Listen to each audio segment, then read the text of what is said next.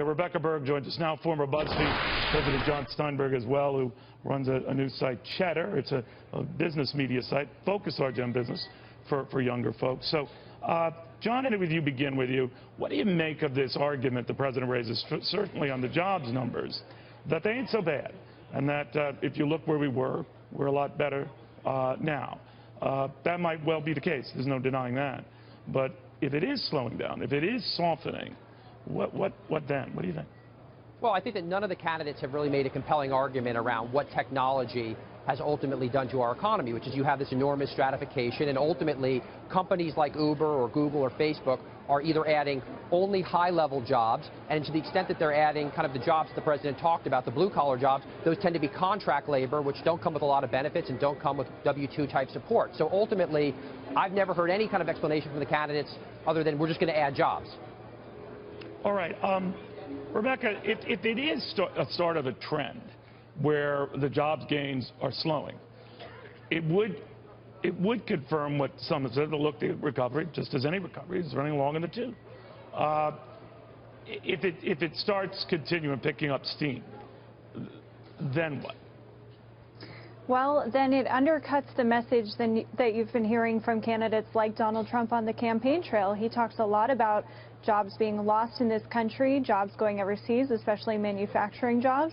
And this has been a big part of his appeal, railing against trade agreements that he says would undercut job growth in this country and make what he thinks is a bad situation even worse. So if we were able to see job growth actually pick up over the next few months, especially as the president is calling for a trade agreement in terms of the Trans-Pacific Partnership, I think that would undercut his argument in large part. And then you also have to remember, of course, Neil, that voters keep in mind the economy and job growth when they are voting. This tends to be one of the driving issues in presidential elections. And so if people feel more secure in terms of the economy and in terms of their jobs, maybe they won't be looking for a change agent candidate as much and could be looking for a candidate like Hillary Clinton. That's a very good point. Now, and also, John, I mean, you're an expert on this stuff, but we tend to vote as to how we feel in months prior. I mean, George Bush Sr.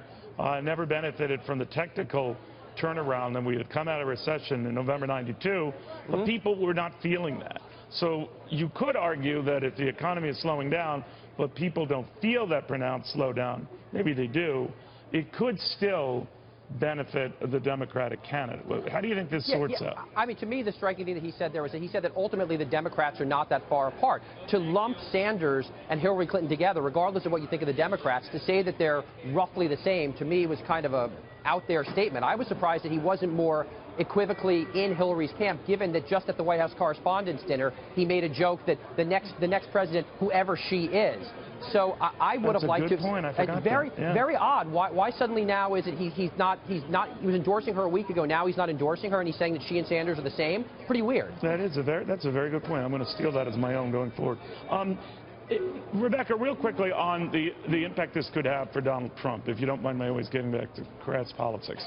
If he positions himself, I'm the business guy, I'm the turnaround artist, things slow down, I'm just the guy you need. How does that change the perspective of this race?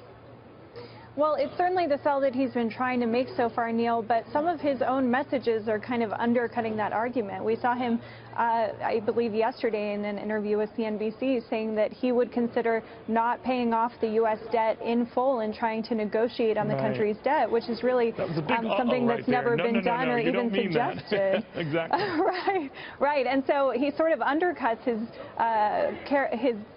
presentation as someone with great business acumen if he's saying things like that.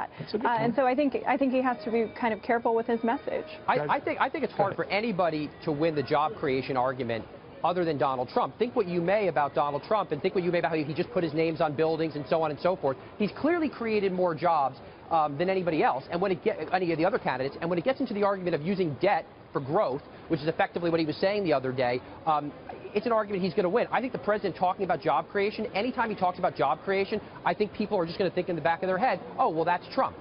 Yeah, I think it was Mark Cuban who told me, stay out of the weeds, the exact policies, just talk, make America great again and whatever. Guys, thank you both very, very much.